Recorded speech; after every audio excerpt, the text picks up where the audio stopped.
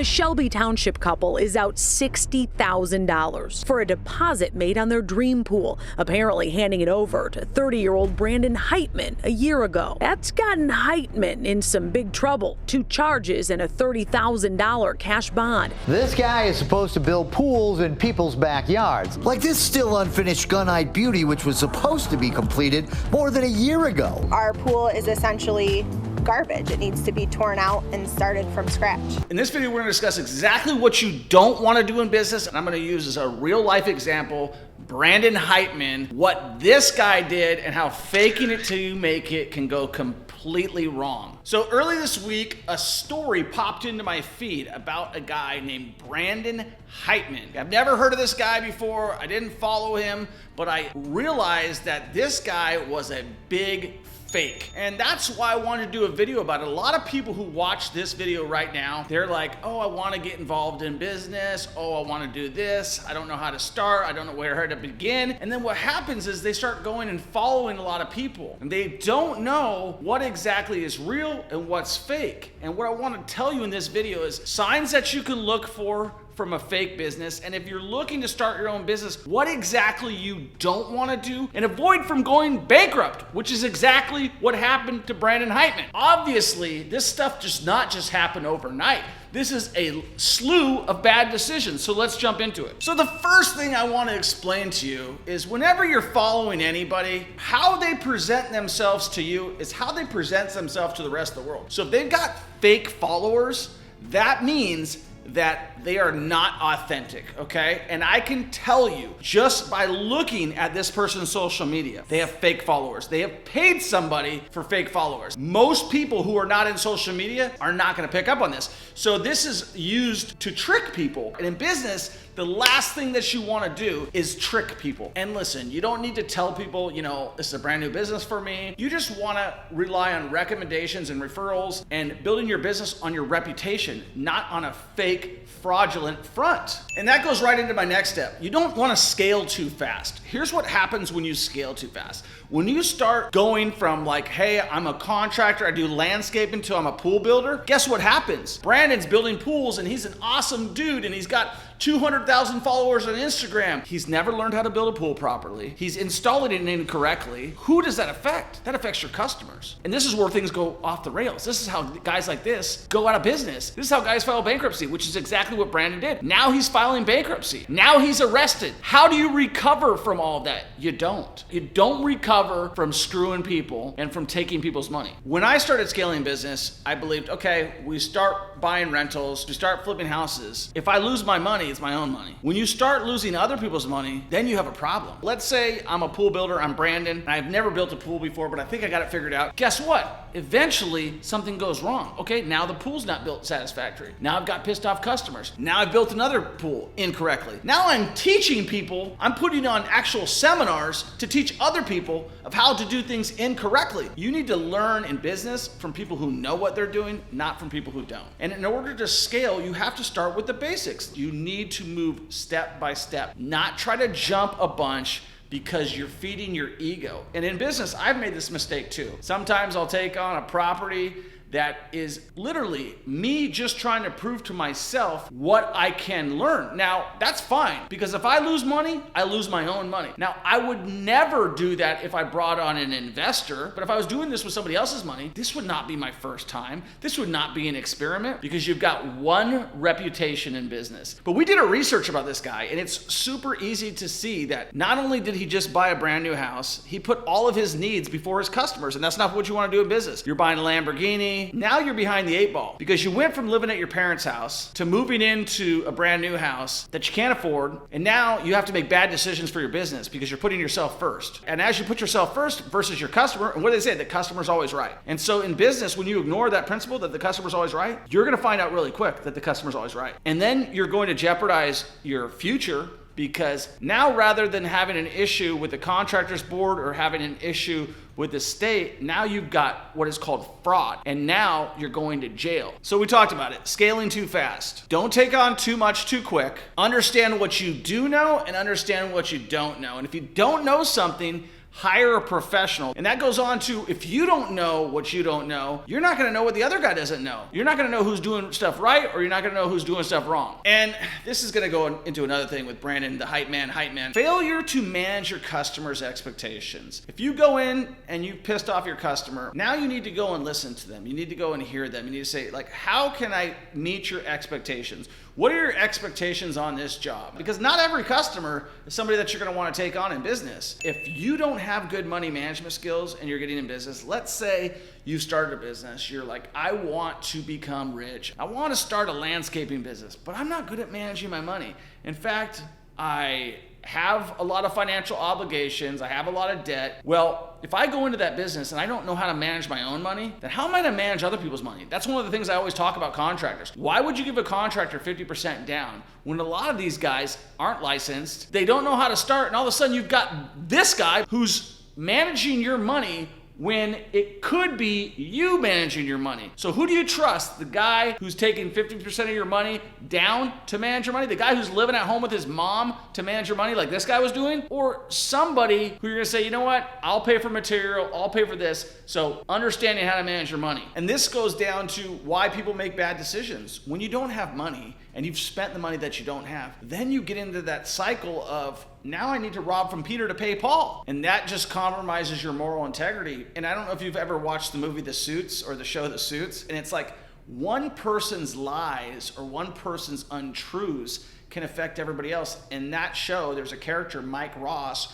who faked that he was a lawyer. He had a photographic memory, and then his lies started affecting everybody in the firm. So one toxic person can take everybody else down. And then last of all, what you do not want to do in business is you do not want to file bankruptcy. When you're a large corporation, bankruptcy is something that is used as a tool to reorganize debts and stuff like that. And some of the most successful people have filed bankruptcy, but it's not something that you're gonna recover from, because in business, your relationships are based on your reputation. In fact, the reason that I'm able to borrow money from so many different lenders is because I've got a great reputation. That's my credit score, background, my financial income statement, all of that stuff that's going to teach me that I can borrow business. And I felt that it was important to make sure that we reached out to him. Now, although he did not speak with me personally, I did speak with his attorney. Hey, good meeting you, man. Good to meet you too, Glenn. Why did you take on Brendan's case? Well, I found it to be interesting, especially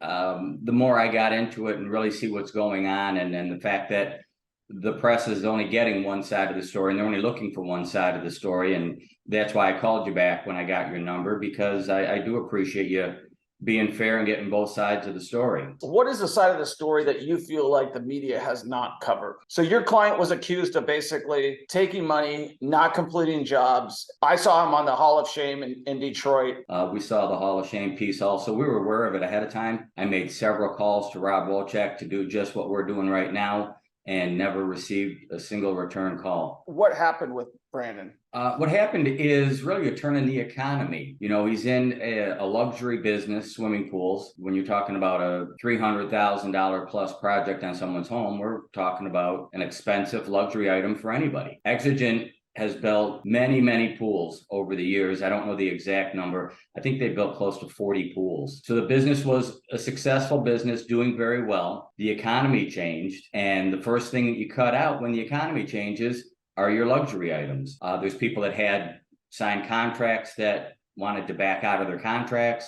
So that's really what happened. Obviously, someone got so pissed off that they felt that he committed some sort of a fraud. Where do you think your client maybe could have done a better job managing these people's expectations so it didn't build up so far? Well, relative to the first charges that were brought against Brandon, the project was behind schedule. The project was supposed to originally start as early as April of this year. It was a very technical pool. There was a lot of engineering that went into it and a lot of work trying to get permits. So I think maybe if Brandon did anything incorrectly, it was maybe not communicating enough with the client that what was going on with the permitting process. So the people were getting upset about not seeing progress, but there was a lot of progress behind the scenes. Exigent can't put a shovel in the ground until they have permits. Despite the fact this permit was supposed to begin, the project was supposed to begin in around April of 2023, The permit wasn't even issued for this job until, I want to say May 24th, 2023 was when the permit was issued. So that's the end of May. By the beginning of June, these people are already upset and filing a police report. Exigent was ready. Exigent sent messages, text messages, hey, we've got our permits, we're ready to go. The client says, no, we just don't want to do it anymore. So Exigent was never refusing to do the project, and they never stopped working on the project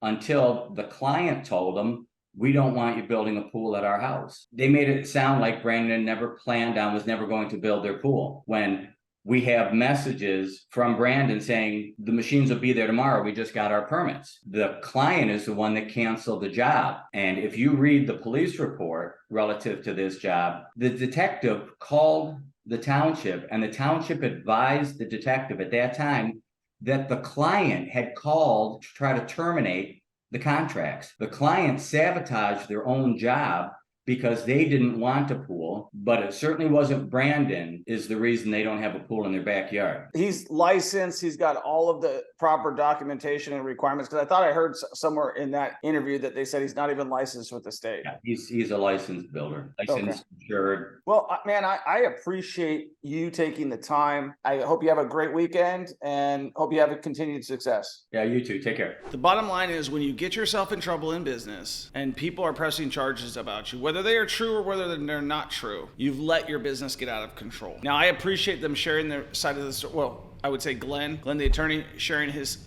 side of the story. And hopefully this guy does not face criminal charges if he's not guilty of what they're claiming. The way I would say anything in business is, you need to learn from your mistakes. And there's clearly been a number of mistakes made by Brandon Heitmann. And I believe fundamentally it is because he grew too fast. He failed to manage his customers' expectations. On top of all of that, he didn't communicate properly and he probably mismanaged his money. How do you get out of that? I don't know. Obviously, some people are gunning for his head. What would I do if I was Brandon Heitmann? What I would do is I would personally write everybody an apology letter and say, hey, I'm going to give you your money back. Give me a time. I'll sign a promissory note, because your reputation is worth everything. And once you destroy your reputation, it's gone. And if I still was passionate about the business I'd find out, what are my weaknesses in my business? How can I make them better? And why did people get so pissed off? Because you can't just be the victim. Like, you can't just be the guy. I guess he cried a lot. I don't know that to be true. I don't know that not to be true. That's testimony from other people. He even cried, like tears, like when he wanted me to give him more money. But you can't just be the victim when you're the person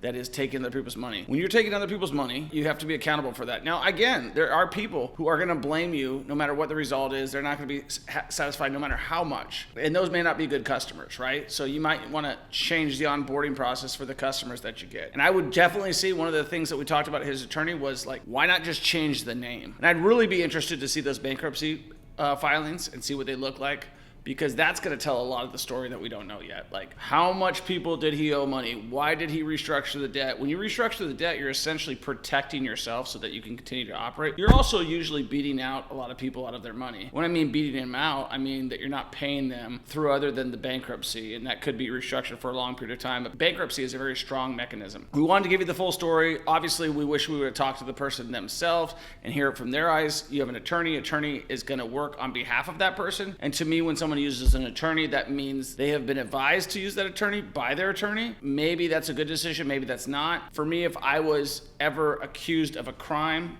I would probably talk about it. Or if I was accused of a crime and my attorney told me not to talk about it, I probably wouldn't talk about it. So I'd probably take his advice as well on that, not getting too far into the detail. Peace.